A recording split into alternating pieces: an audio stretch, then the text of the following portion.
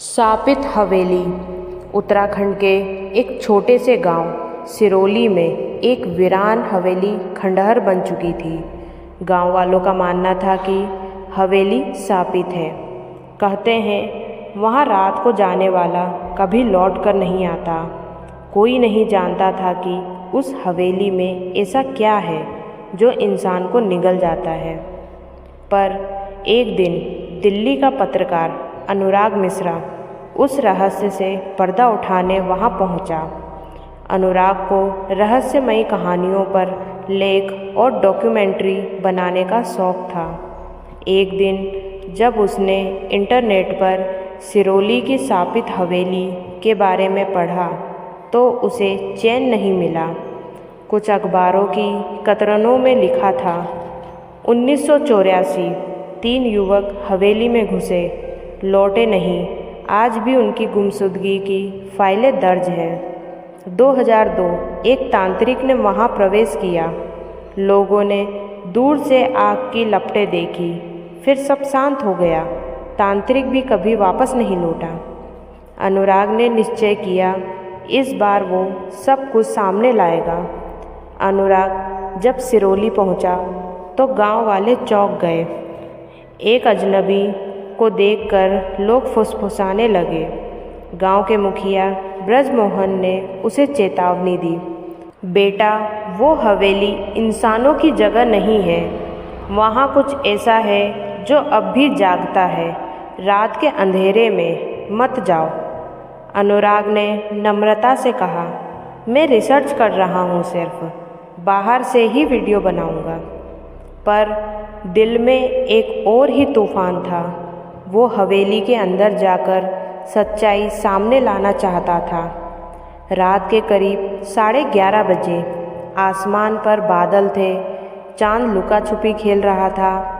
अनुराग ने अपना camera, torch और ऑडियो रिकॉर्डर उठाया और हवेली की ओर चल पड़ा।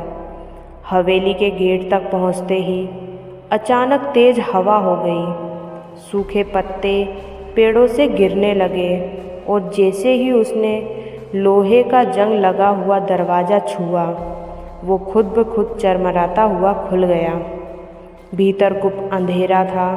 दीवारों पर जले हुए चित्र, लाल रंग से बने अज्ञात निशान और फर्श पर पुराने तांत्रिक औजार। एक कोने में धूल से ढकी डायरी रखी थी।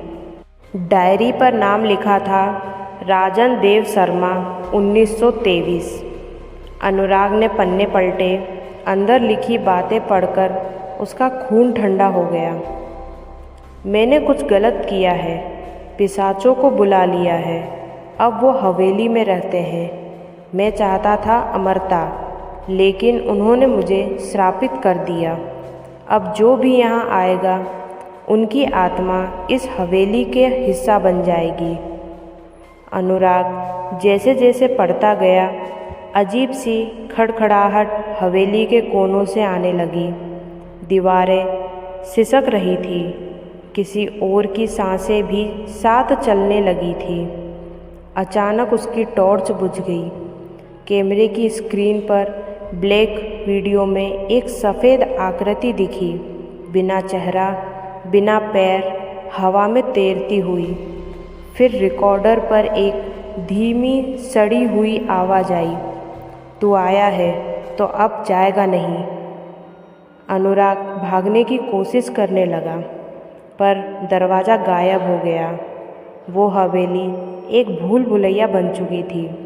हर बार जब वह बाहर की ओर भागता, फिर वही उसी हॉल में पहुंच जाता था जहां दीवार पर अब खून से लिखा था, राजन ने गलती की, अब तू उसकी सज़ा भुगत। अनुराग का दिमाग काम नहीं कर रहा था। उसका कैमरा रिकॉर्ड कर रहा था, लेकिन स्क्रीन पर सिर्फ अंधेरा और चीखें। वो नीचे गिर पड़ा। अचानक सामने एक बुजुर्ग आदमी प्रकट हुआ। पूरी तरह काला वस्त्र, चेहरा जला हुआ, आंखें खून से भरी हुई। राजन देव शर्मा, वह बुदबुदाया, मैंने मौत को छुआ है और अब तुम मेरे जैसे बनोगे। अनुराग ने डायरी उनकी ओर फेंकी और चीखा, तुमने जो किया वो पाप था, मैं उसे दुनिया को दिखाऊंगा। राजन की आंखों में आग भड़क उठी और हवेली थर्राने लगी। सुबह गांव के कुछ लोग हवेली के बाहर पहुँचे। दरवाज़ा खुला पड़ा था। अंदर सिर्फ एक पुराना कैमरा मिला, फर्श पर गिरा हुआ और जला हुआ। डायरी गायब थी। अनुराग का कोई सुराग नहीं मिला। गांव वालों ने कहा, एक और आत्मा हवेली को मिल गई है। एक हफ्ते बाद दिल्ली में अनुराग के ऑफिस में एक पैकेट पहुंचा। उस पर कोई नाम नहीं था। अंदर वही कैमरा था। चमत्कारी रूप से अब वह चालू हो गया था। उसमें आखिरी रिकॉर्डिंग थी, अगर तुम ये देख रहे हो तो जान लो, ये हवेली एक दरवाज़ा है, मौत और जीवन के बीच का। मैंने जो देखा वो इंसानी दिमाग समझ नहीं सकता। भाग जाओ उससे पहले कि वो तुम्हें भी बुला ले। और वीडियो कट हो गया। सिरोली गांव आज भी वहाँ है। हवेली भी अब भी खड़ी है, खामोश लेकिन जागती हुई।